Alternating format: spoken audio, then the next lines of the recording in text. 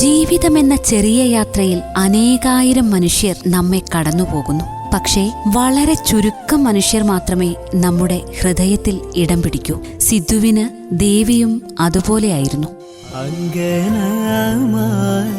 മൗലിമണി തിങ്കളാസേ ചാരുശീലേ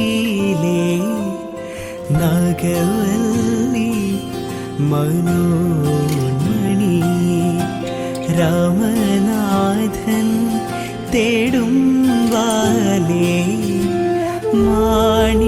മാണിക്യവാസക മൊഴികൾ നൽകി ദേവി മാണിക്യവാസക മൊഴികൾ നൽകി ദേവി കടസി അതിഥി ചിലമ്പു നൽകി